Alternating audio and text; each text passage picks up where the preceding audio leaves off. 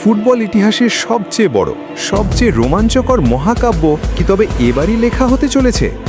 একদিকে ইউরোর নতুন সম্রাট, তরুণ রক্তে টগবগ করতে থাকা টিকি টাকার নতুন সংজ্ঞা লেখা অপ্রতিরোধ্য স্পেন, আর অন্যদিকে বর্তমান বিশ্ব চ্যাম্পিয়ন ল্যাটিন ফুটবলের অবিসংবাদিত রাজা আর্জেন্টিনা। কিন্তু এই মুহূর্তে পুরো ফুটবল দুনিয়ায় এখন একটাই প্রশ্ন, স্পেনের এই অবিশ্বাস্য গতির কাছে কি ধূলিসাৎ হয়ে যাবে আর্জেন্টিনার রক্ষণভাগ, নাকি ক্যারিয়ারের একেবারে শেষ লগ্নে এসে লিওনেল মেসি দেখাবেন তার জীবনের শেষ জাদু আর এক লহমায় বদলে দেবেন ফুটবল ইতিহাস? হ্যাঁ বন্ধুরা, ফুটবল বিশ্ব কাঁপাতে আসছে ফাইনাল অফ অল ফাইনালস। একদিকে ইয়ামাল উইলিয়ামসদের তারুণ্যের হুঙ্কার, অন্যদিকে লিওনেল স্কালোনির মায়াবী রণকৌশল আর মেসির শেষ লড়াই। স্পেনের টিকি টাকা নাকি আর্জেন্টিনার আলবিসেলেস্তে স্পিরিট, কে হাসবে শেষ হাসি? প্রথমে আসা যাক স্পেনের কথায়। এই মুহূর্তে বিশ্ব ফুটবলে যদি কোনো দল সবচেয়ে নিখুঁত এবং ভয়ঙ্কর ফুটবল খেলে থাকে, তবে সেটা হলো লা রোজা বা স্পেন। তাদের গেম প্লে দেখলে মনে হয় যেন কোনো নিখুঁত কম্পিউটার প্রোগ্রামিং। কিন্তু কেন এই স্পেন এত শক্তিশালী? স্পেনের সবচেয়ে বড় শক্তির নাম তাদের দুই উইঙ্গার লামিন ইয়ামাল এবং নিকো উইলিয়ামস। মাত্র 17-18 বছর বয়সী এই তরুণেরা উইং ধরে যখন দৌড় শুরু করেন, তখন বিশ্বের যে কোনো বিশ্বমানের ডিফেন্সের কোমর ভেঙে যায়। তাদের ওয়ান-অন-ওয়ান ড্রিবলিং আর বক্সে নিখুঁত ক্রস দেওয়ার ক্ষমতা স্পেনের আক্রমণকে এক অন্য মাত্রায় নিয়ে গেছে। স্পেনের মাঝমাঠের মূল ইঞ্জিন হলেন রদ্রি। তিনি শুধু পাস দেন না, তিনি খেলাটা নিয়ন্ত্রণ করেন। স্পেন যখন বল পজিশন ধরে রেখে একের পর এক পাস খেলে, তখন প্রতিপক্ষ দল কেবল বলের পেছনে দৌড়াতে দৌড়াতে ক্লান্ত হয়ে পড়ে। তাহলে কি আর্জেন্টিনার রক্ষণে থাকা ওটামেন্ডি বা লিসান্দ্রো মার্তিনেজরা পারবেন স্পেনের এই রকেট গতির আক্রমণ থামাতে, নাকি স্পেনের টিকি টাকার গোলকধাঁধায় হারিয়ে যাবে স্কালোনির শিষ্যরা?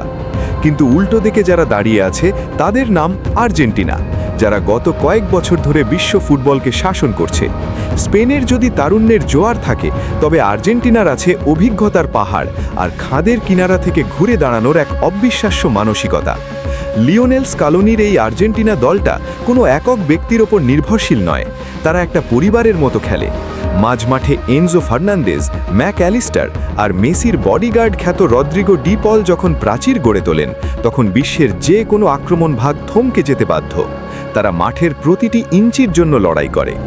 আর্জেন্টিনার সবচেয়ে বড় এক্স ফ্যাক্টর তাদের গোলপোস্টের নিচে দাঁড়িয়ে আছেন, পেনাল্টি বক্স বা টাই ব্রেকারে এক জীবন্ত দেওয়াল, এমিলিয়ানো ডিবু মার্তিনেজ, যিনি মনস্তাত্ত্বিক লড়াইয়ে প্রতিপক্ষকে ম্যাচ শুরুর আগেই অর্ধেক হারিয়ে দেন। স্পেনের ফরওয়ার্ডরা ডিবুর এই মাইন্ড গেম কিভাবে সামলাবে, সেটাও হবে দেখার মতো এক দৃশ্য। এবার আসা যাক সেই মানুষটার কাছে, যার নাম শুনলে ফুটবল ঈশ্বরেরও হয়তো বুক কেঁপে ওঠে, লিওনেল মেসি। বয়সটা এখন আগের চেয়ে অনেক বেশি, গতি আগের মতো হয়তো নেই, আগের মতো 90 মিনিট ধরে মাঠ জুড়ে অবিরাম দৌড়ান না তিনি, কিন্তু মেসি তো মেসি। তিনি মাঠে থাকা মানেই প্রতিপক্ষের ডিফেন্ডারদের মনে এক অদৃশ্য আতঙ্ক। সারা ম্যাচ হয়তো তিনি শান্ত থাকবেন, কিন্তু ঠিক যখন দলের গোল দরকার, তখন স্পেনের 4-5 জন ডিফেন্ডারকে বোকা বানিয়ে এমন একটা পাস দেবেন বা এমন একটি শট নেবেন যা পুরো ম্যাচের ভাগ্য বদলে দেবে। সমালোচকরা বলছেন স্পেনের হাই প্রেসিং ফুটবলের সামনে এই বয়সে মেসি টিকতে পারবেন না, কিন্তু ইতিহাস সাক্ষী, মেসিকে যখনই কেউ অবহেলা করেছে বা ফুরিয়ে গেছে বলেছে, তখনই তিনি ছাই থেকে ফিনিক্স পাখির মতো জেগে উঠেছেন। এটা হয়তো মেসির ইন্টারন্যাশনাল ক্যারিয়ারের শেষ বড় ফাইনাল, আর নিজের শেষ রক্তবিন্দু দিয়ে হলেও এই ম্যাচটা জিততে চাইবেন LM10। মেসির এই শেষ ম্যাজিক কি স্পেনের তরুণদের কাঁদিয়ে ইতিহাস নতুন করে লিখবে? এই ম্যাচটা শুধু মাঠের 22 জন খেলোয়াড়ের নয়, এটা দুই মাস্টারমাইন্ড কোচের ট্যাকটিক্যাল লড়াইও। স্পেনের coach Luis de la Fuente পছন্দ করেন direct attacking, high pressing football. তারা শুরু থেকেই আর্জেন্টিনাকে তাদের নিজেদের অর্ধে চেপে ধরতে চাইবে, যাতে আর্জেন্টিনা বল বিল্ড আপ করতে না পারে। অন্যদিকে লিওনেল স্কালোনি একজন কাউন্টার অ্যাটাকিং জিনিয়াস। তিনি হয়তো স্পেনকে বল ধরে রাখতে দেবেন, কিন্তু নিজেদের ডিফেন্স জমাট রেখে হুট করে কাউন্টার অ্যাটাকে গিয়ে হুলিয়ান আলভারেজ বা লাউতারো মার্তিনেজ দিয়ে গোল আদায় করে নেবেন।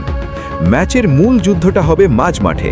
রদ্রি বনাম ডি পল এনজোর লড়াই যে জিতবে, ট্রফিটা মূলত তাদের দিকেই হেলে পড়বে। স্পেনের হাইলাইন ডিফেন্স কিন্তু কাউন্টার অ্যাটাকে কিছুটা দুর্বল, আর আর্জেন্টিনার ফরওয়ার্ডরা সেই সুযোগটারই অপেক্ষায় থাকবে। কোনো দলই কিন্তু ত্রুটিহীন নয়। স্পেনের সবচেয়ে বড় দুর্বলতা হলো তাদের অতি আক্রমণাত্মক মানসিকতা। তাদের ফুলব্যাকরা যখন ওপরে উঠে যায় তখন পেছনে বিশাল ফাঁকা জায়গা তৈরি হয়। মেসি যদি সেই ফাঁকা জায়গায় বল বাড়িয়ে দিতে পারেন তাহলে আর্জেন্টিনার জন্য গোল করা সময়ের ব্যাপার মাত্র। অন্যদিকে আর্জেন্টিনার দুর্বলতা হলো গতিশীল উইঙ্গারদের সামনে তাদের ডিফেন্সের খেই হারিয়ে ফেলা। যদি নাহুয়েল মোলিনা বা আকুনিয়ারা ইয়ামাল এবং উইলিয়ামসদের গতিকে শুরুতে থামাতে না পারেন তাহলে আর্জেন্টিনার ডি বক্সের ভেতর একের পর এক ঝড় বয়ে যাবে। তাছাড়া ম্যাচ অতিরিক্ত সময়ে গড়ালে স্পেনের তরুণ দল শারীরিক শক্তিতে আর্জেন্টিনার অভিজ্ঞ ডিফেন্সের চেয়ে বেশি সুবিধা পেতে পারে। তাহলে শেষ পর্যন্ত কি হতে যাচ্ছে? স্পেনের গতি আর নিখুঁত ফুটবল কি আর্জেন্টিনাকে ধুলোয় মিশিয়ে দেবে, নাকি ফুটবল রাজপুত্রের শেষ জাদুতে স্পেনের সব স্বপ্ন ভেঙে চুরমার হয়ে যাবে? কাগজে কলমে স্পেন এই মুহূর্তে কিছুটা এগিয়ে থাকলেও ফুটবলে আবেগ, অভিজ্ঞতা আর মাঠে একজন লিওনেল মেসির উপস্থিতি যে কোনো সমীকরণ 1 সেকেন্ডে উল্টে দিতে পারে। ফুটবল ভক্তদের জন্য এই ম্যাচটি হতে যাচ্ছে এই দশকের অন্যতম এক মহাযুদ্ধ। আপনার কি মনে হয়, স্পেনের কাছেই কি হারবে আর্জেন্টিনা, নাকি মেসির শেষ ম্যাজিকে মেতে উঠবে পুরো বিশ্ব? কার হাতে উঠছে এবারে ট্রফি, স্পেন নাকি আর্জেন্টিনা? এখনই আপনার মতামত নিচে কমেন্ট করে জানান। ভিডিওটি ভালো লাগলে একটি লাইক দিন, বন্ধুদের সাথে শেয়ার করুন, আর ফুটবল দুনিয়ার এমন সব রোমাঞ্চকর আপডেট ও নিখুঁত বিশ্লেষণ সবার আগে পেতে আমাদের চ্যানেলটি এখনই সাবস্ক্রাইব করে বেল আইকনটি অন করে রাখুন। দেখা হচ্ছে পরের ভিডিওতে। ধন্যবাদ।